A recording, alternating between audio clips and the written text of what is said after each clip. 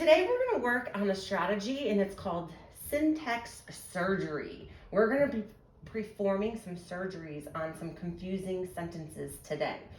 First, I'm going to have you read this passage for me.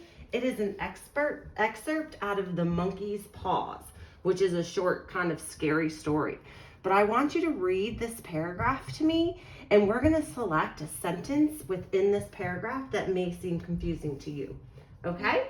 Okay. All right, go. Night. On a table, a candle is flickering at its last gasp. The room looks Neglected. Mr. White is Dozing. Fitfully. Fitfully in his armchair. Mrs. White is in the window, peering through the blind. Mr. White stares, wakes, and looks around him. Excellent. So this just kind of sets you up for the story, right? Yeah. So we're going to take a look at this sentence right here. Can you read this sentence for me one more time, please? Yes. On a table, a candle is flickering at its last gasp. Right, so that may seem a little confusing, right? So what we're going to do is we're going to examine this sentence, and we're going to do, when I say syntax, I'm talking about the meaning. What does this sentence really mean? So our first step is that we're going to take that sentence and we're going to write it out. So you read, I write. Read the sentence. On a table, a candle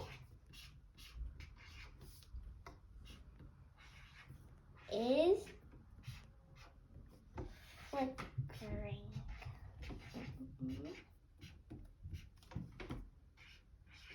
Flickering. Yes. Excellent.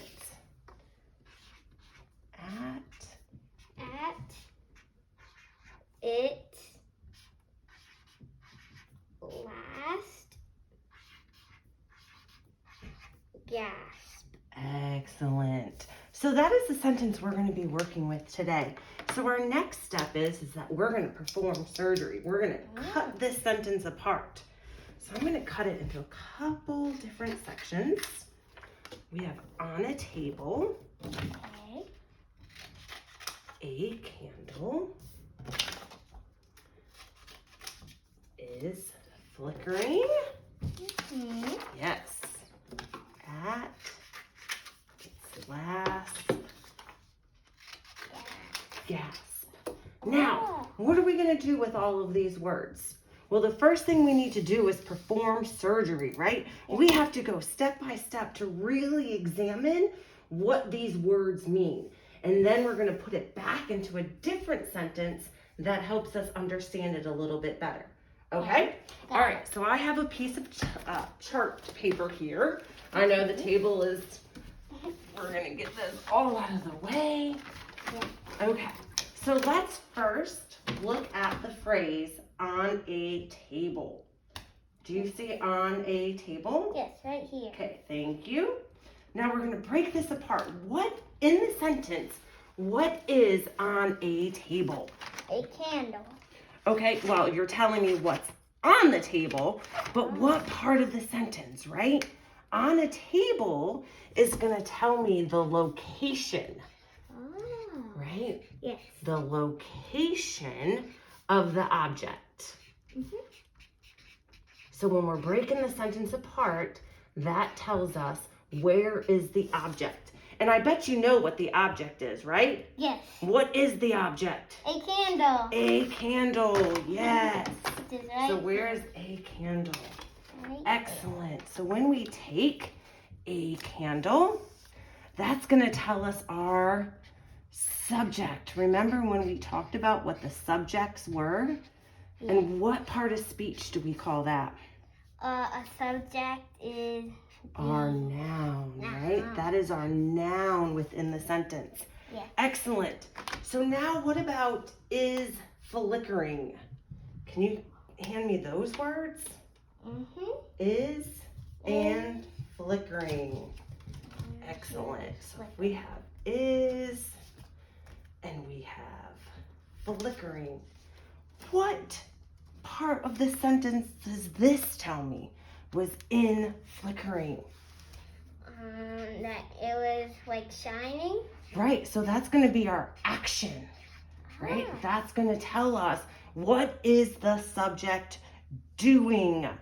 What does flickering indicate? Like what you just said, what does it indicate? Like what is it called? Like when something is going on and off like that. Okay, so it's going on and off, and it might be a signal that the what? The candle's going to burn out, maybe? Yeah. Okay, the candle may burn out. Yeah. And you also said it goes on and off. Yeah. Good, excellent. So now we're really starting to understand this sentence, aren't we? Yes. By breaking it apart, performing our surgery. Good, what about at its? Right here. All right, excellent. At its. And what is that telling us? What's its? What's the its referring to in the sentence? Like something, like an object. Okay, but what is our object within this sentence? Oh, a candle. The candle, right? So its, if we put its equals the candle. Yeah. Yes. Okay, and the last part is Last gas. last gasp. Now, we talked about in the past personification, right? Where we give an object some kind of human quality. Can a candle really gasp? No. No, only humans gasp, right? Yeah. So what is this part of our sentence really saying? That it's about to turn off, maybe? Yes, that the candle is about to turn off. Excellent. And we used personification, right? To kind of describe the human characteristic that was given to the candle. Yes. Okay, so in your words, tell me what we just did.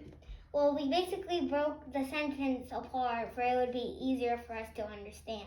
Excellent. Now, when we're looking at all of this, is there a way that we can rearrange these words? Not all of them, but is there a way that we can rearrange these to make a sentence that may help us understand a little bit better about what's going on? Yes. Okay, tell me, what would you say first? Can you see them? Yes. Okay, what could we say first? Maybe we can put on a table. Okay.